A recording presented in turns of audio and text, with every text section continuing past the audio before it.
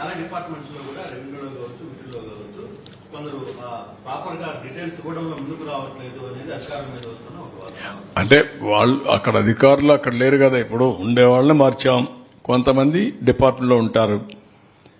ఎక్కడైనా సరే డేటాని డిస్టార్ట్ చేయలేరు ఆర్ మాయం చేయలేరు. ఒక దిక్కడ చేసిన వేరియస్ ప్లేస్లో ఉంటాయి, దాని గురించి పెద్దగా వరీ కావాల్సిన పని లేదు. Will establish all these things, necessary action will be taken. ఎవరిని వదిలిపెట్టే సమస్య లేదు. మీరు కూడా కొంచెం ప్రాపర్గా ప్రొజెక్ట్ చేయండి. చర్చ జరగాలి రాష్ట్రంలో ఏం జరిగింది. ఇప్పుడు నేను 4వ వైట్ పేపర్ ఇది, ఇంకొక 3 ఉన్నాయి. ఆ 3 కూడా అనౌన్స్ చేస్తాను ఈ వీక్లో.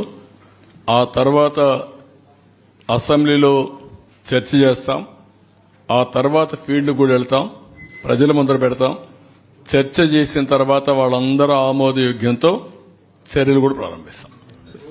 సార్ రెడ్ శాండిల్ అసెంబ్లీలో 1 కానీ 5 రోజులు, ఒక రోజు 2. రేపు ఒక్క రోజు కాకుండా రేపు ఇది ఉంది, మాకు కేబినెట్ ఉంది, నెక్స్ట్ డే నుంచి పెడతాం. Thursday, Friday, Saturday. Sir red sandal cases, smuggling cases అనేది ఆన్ డైలీ బేసిస్ రిపోర్ట్ అవుతున్నాయి సార్.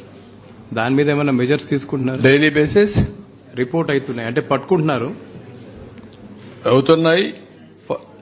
లాస్ట్ టైం చాలా ఫర్మ్ గా యాక్ట్ చేశాం, మీకు ఐడియా ఉంటుంది.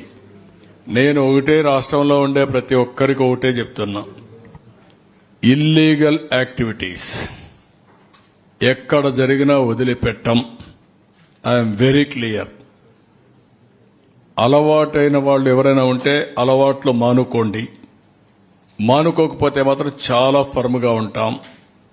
రెండోది, గంజాయి మత్తులో లేకుంటే మద్యం మత్తులో ఇష్టానుసారంగా ఆడబిడ్డలపైన అత్యాచారాలు చేయడం, నేరాలు చేయడం, గంజాయి దాగి రోడ్డు మీద పడడం, ఇవి చేస్తే మాత్రం చాలా జాగ్రత్తగా ఉండండి.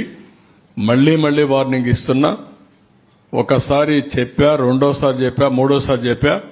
రేపు ఏం చేయాలనో కఠినంగా వ్యవహరించి చేసి చూపిస్తాం. హెచ్చరిక చేస్తున్నా రాష్ట్రంలో ప్రతి ఒక్కరికి, యాంటీ సోషల్ ఎలిమెంట్స్ కి అందరికీ హెచ్చరిక చేస్తున్నాం.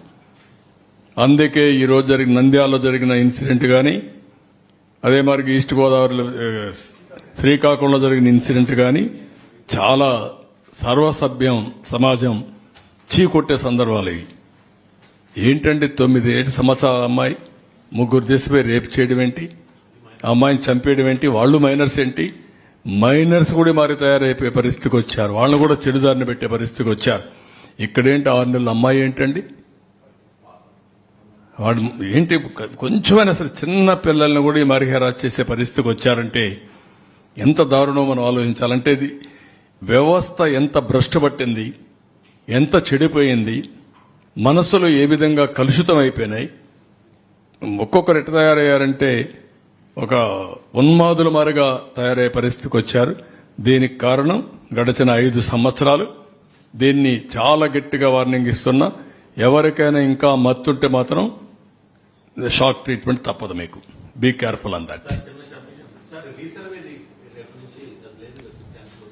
రీసర్వే లేదు, నిలిపేశాం. You stop resurvey. Okay, special court పెట్టమన్నాను. 10 లక్షల రూపాయలు అక్కడ ఆర్థిక సహాయం చేయమన్నాను. ఇక్కడ 5 లక్షల రూపాయలు ఆ అమ్మాయి పేరుతో, చిన్నారి పేరుతో ఫిక్స్డ్ డిపాజిట్ చేయమన్నాను. ఆ ఓపికను పరీక్షిస్తున్నారు కొంతమంది యాంటీ సోషల్ ఎలిమెంట్స్. అందుకే మర్యాద చెప్తున్నా, ఒకసారి చెప్తున్నా, రెండోసారి చెప్తున్నా. ఇంకా ఎట్లా జోల్ట్ ఇవ్వాలో, ఎట్లా షాక్ ట్రీట్మెంట్ ఇవ్వాలో ఇస్తా.